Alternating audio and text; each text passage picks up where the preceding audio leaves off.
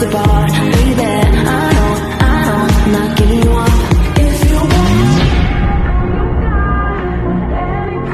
baby, bring your body back to me. So, good morning class. So, today, we will tackle about tap dance. So, before we start, I will introduce myself first. So, my name is Fatima Altea Suarez. I'm from the group 2. So, today, we will discuss about tap dance. So, what is tap dance? Okay, so I will read first the definitions and then I will explain it. Okay, so it says here, tap dance is an American dance genre that originated with African dancers in early America. When dancing, they would articulate rhythmic patterns through jogging, scooping, brushing, and shuffling movements of the feet. Okay, so feet, paa po ang ginagamit sa tap dance. Okay, so the dancer uses their feet to strike the floor and create audible beats. Tap dance is a captivating form of dance that combines music, movement, and percussion. Percussion, characterized by the use of metal plates on the ball and heel of the dancer's shoes.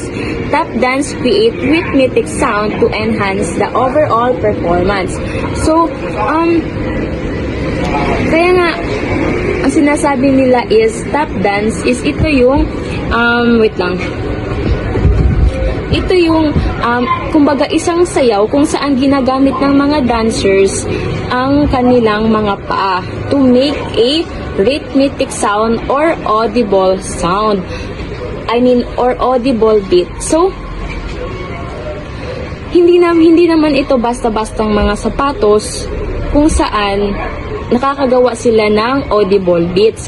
So, itong sapatos na to, ang sapatos ng mga dancers ay may mga metals sa may takong ng paa at sa may mga daliri. So, parang ito yung shoes. So, dito yung heels na may metal.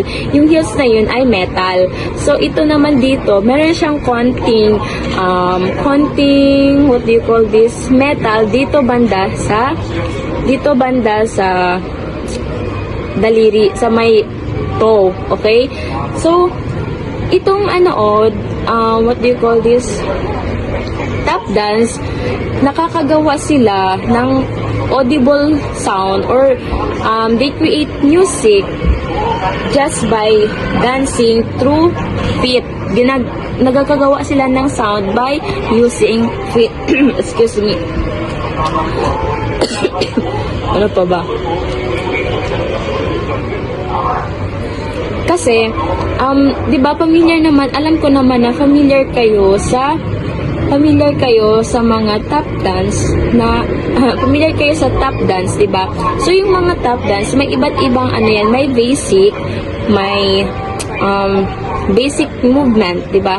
May mga basic movement 'yan sa tap dance. Pero kasi yung tap dance kasi originated daw siya from African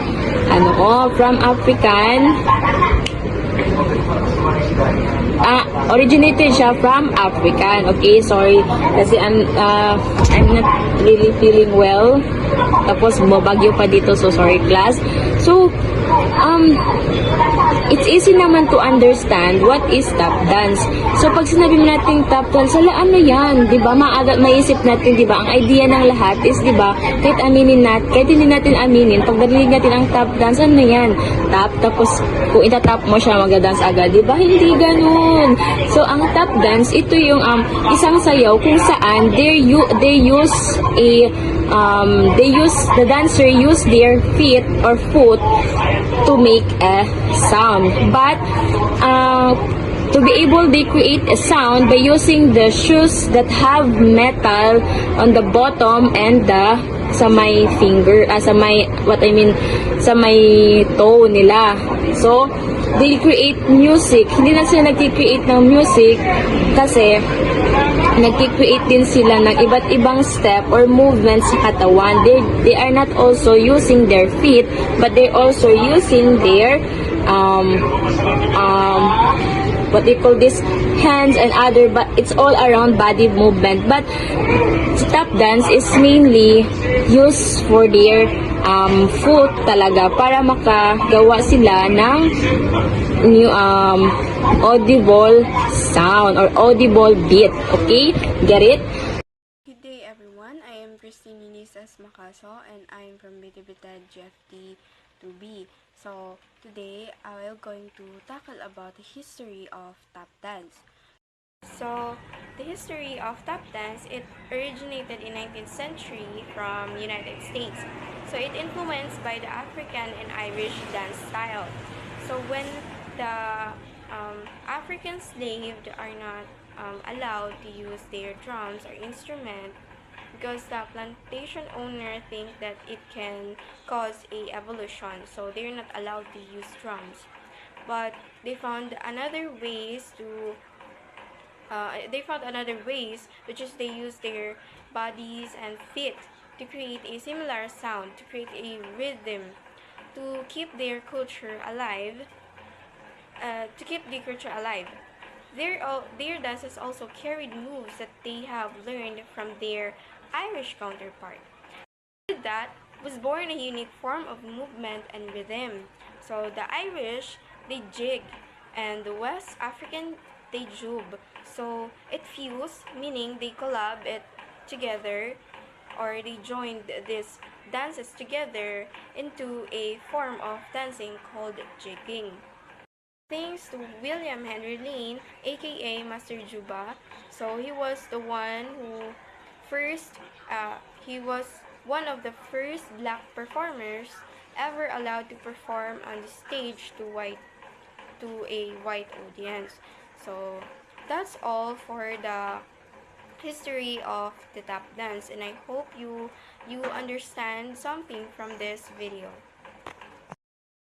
Good morning, ma'am. Good morning, classmate. I'm Belinda A. Biyong, and my topic is all about types of tap dance. So, the first one is rhythm tap. It focuses on creating clear, complex sound and rhythm with the feet. It's like creating music using your shoes.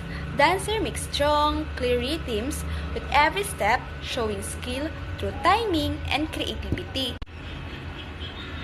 Broadway tap, it's combined tap, step with acting and storytelling used in musical and theater show.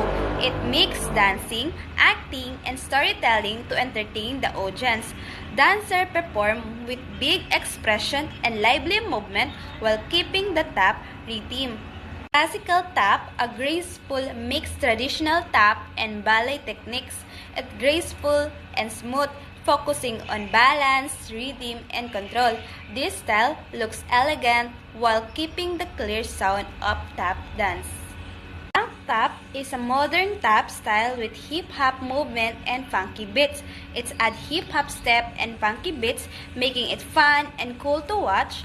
Dancers show it their own style and confidence through lively movements. Soft shoe, a smooth, gentle tap dance done with soft shoes instead of metal tap, so the sound is quiet and light. It's look calm, soft, and very graceful on the stage. Aline Maybe Rivera, and today I will tackle to you the basic tap dance step, which is the shuffle ball change, heel toe tap, and time step. So shuffle ball change, a basic step that involves shuffling the feet, then bring one foot to the front while keeping the other foot in place. So shuffle means slide your feet apart, brushing the floor, while the ball is bring one foot to the front, tapping the ball of the foot. And then lastly, change is switch feet, repeating the shuffle ball. Second is heel toe tap, which is tapping the heel and then the toe of one foot, creating a rhythmic sound, which means tap the heel of one foot, then the toe of the same feet. Alternate feet to create a rhythmic pattern rather. And then lastly is time step, a series of taps that follow a specific rhythm often used in tap dance routines, which basically means a series of taps in specific rhythm, example, shuffle ball change and shuffle ball change. So practice with music to develop time. My name is Catherine Asaman. I'm going to tackle about the modern tap dance. So, the modern tap dance continue to evolve by incorporating the new style and technique.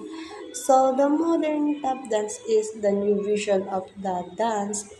It makes the different dance style use new ideas and add technology to make the dance more creative and exciting.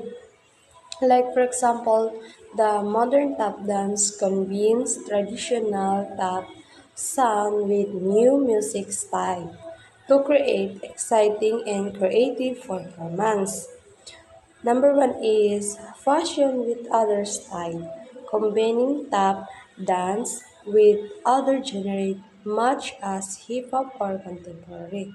It means mix tap dance with other kinds of dance like hip hop or contemporary to make it more modern creative.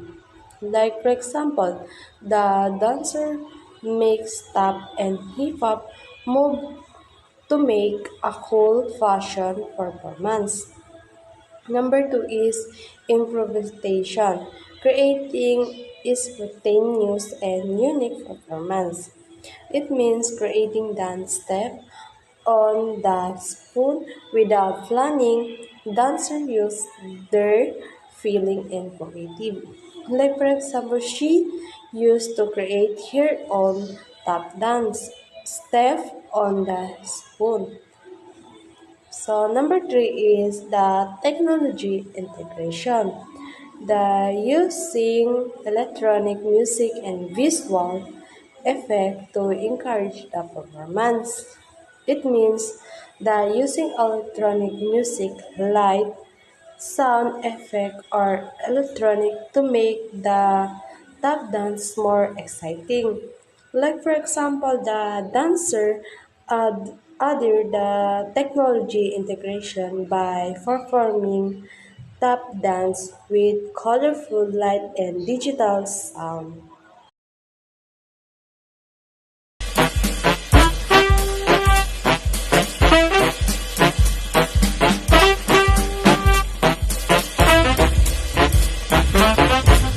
So hello everyone, my topic is all about technique and style. So techniques of tap dance technique are the basic skills and movements used to create clean and rhythmic sounds with the feet. These include learning proper rhythm, timing, footwork, balance, and coordination. Dancer must practice how to move their heels and toes quickly and correctly to produce clear sounds and follow the beat of the music. So, dito sa technique of tap dance, kasama na dyan yung rhythm, footwork, timing, balance, and coordination. So, dito nga sa rhythm, dapat marunong makinig at sumabay sa tunog ng music. For example, kapag mabagal yung music, dapat mabagal din yung tap. Pag mabilis, bilisan mo din. Dito naman sa footwork, lahat ng galaw ay galing sa paa. Kaya kailangan mabilis at malinis sa tap ng heels or shoes mo. For example, shuffle, flap, heel drop, at stomp. So, dito naman sa timing, kailangan sakto ang pasok ng bawat tunog sa beat ng music. For example, pag may background music, dapat kasabay yung tunog ng shoes mo. Dito naman sa balance, kailangan steady ang katawan kahit mabilis ang paa. For example, kahit paikot o tumatalon, hindi ka dapat nadudulas o nawawala sa timing. And the last one is coordination. Dapat sabay-sabay gumagalaw yung paa, kamay at katawan para mas smooth. For example, habang tumatap ka, pwede mong galawin kamay mo o yung ulo para mas lively tignan. So, yun yung mga technique ng tap dance. So, may mga styles din yung tap dance. Isa na dyan is yung Broadway tap, rhythm or classical tap, jazz tap, funk tap, and soft shoe. So, yung Broadway top is may acting at storytelling habang sumasayaw. So, madalas sa theater shows or musical or sa musical to siya. For example, sa Broadway music ng Singing in the Rain, sumasayaw sila habang umaarte or kumakanta. So, dito naman sa rhythm or yung classical top, nagpo-focus na siya sa tunog ng top shoes, hindi sa acting. Parang mas technical at parang naglalaro ng drums gamit paa. So, for example, yung dancer na si Gregory Hines or Savion Glover, puro tunog at beat ang focus, hindi siya sa acting. And dito naman sa jazz top, halo ng jazz dance at top, kaya mas lively at may style ang galaw. For example, may kasamang body sways, hip movement, at smile habang nagtatap. So, dito naman sa funk top, modern na top na may halong hip-hop or street dance move. For example, mga tap dancer na nagtatap sa upbeat and hip-hop music. And the last one is soft shoe. So, gentle top na walang metal plate minsan. Parang mas smooth at elegant ang tunog. For example, parang old style siya sa top sa black and white movies na mabagal at classy. So, yun yung mga technique and style ng tap dance. Hi everyone, I am Fernandez Crizel A, and now I will discuss the top 3 famous tap dancer. First, we have Gregory Hines. So Gregory Hines, a renowned tap dancer, actor, and singer who helped revive interest in tap dance in 1970s and 1980s. He is regarded as one of the most celebrated tap dancer of all time.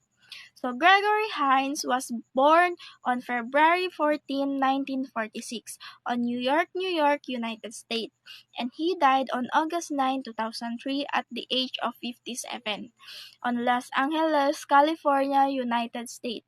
He began tap dancing when he was 2 years old and began dancing semi-professionally at the age of 5. And after that, he and his older brother Maurice performed together, studying with choreographer Henry Lee Tang.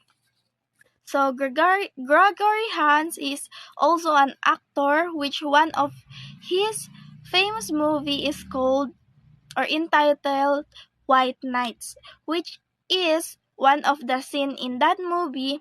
He began dancing with a ballet dancer nicknamed Barshikov. And the second famous tap dancer is Savion Glover. So, Savion Glover, a modern tap dance legend known for his innovative style and ability to create new sound with his feet. Savion Glover is an American tap dancer and choreographer, best known for his unique pounding or hitting style of tap dance. Glover started exploring rhythm at the age of 4 through drums lessons.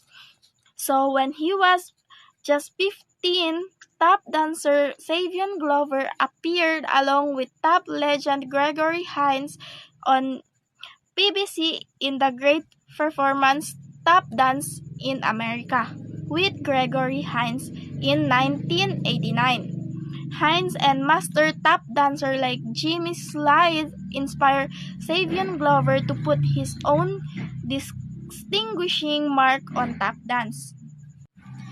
And lastly, we have the Nicholas Brothers, a duo of tap dancers who were popular in 1930s and 1940s, known for their energetic and acrobatic performances.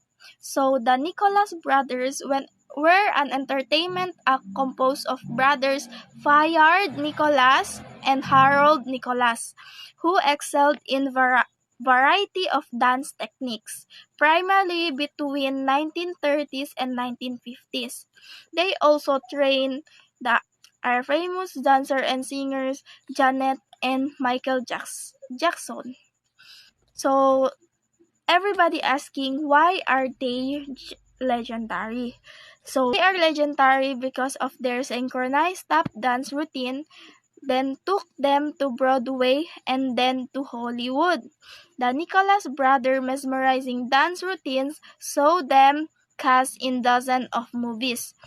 In 1930s in 1930s and 1940s, where they worked with big stars like Fanny Brice and Bob Hope and Josephine Baker.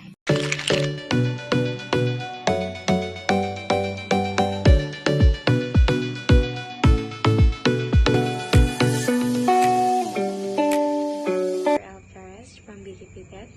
My topic is all about physical benefits and tap dance. So the first is improved coordination. Improved coordination enhances foot-eye coordination and overall motor skills. Examples: executing complex tap routines with precise footwork and rhythm. That is the improved coordination. And the next one is cardiovascular fitness. Cardiovascular fitness provides a great workout improving heart health. For example, performing a high-energy tap dance routines with rapid fire step. And the next one is muscle strength. Muscle strength strengthens legs, feet, and core muscle. Example, supporting body weight on one foot while tapping with the other. That is the muscle strength. And the next one is flexibility. Flexibility increase flexibility and range of motion, reducing injury risk and improving mobility. For example, incorporating kicks and lifts into a tap dance routines. That is the physical benefits. Thank you. Everyone, so my name is Juna PJ Karain. So my topic is all about cultural impact of a tap dance. So tap dance is a fusion of various cultural elements, primarily African and European, that have shaped its techniques, purpose, and music. This blending of a tradition has resulted in a unique American art form with a rich history and continuing evolutions.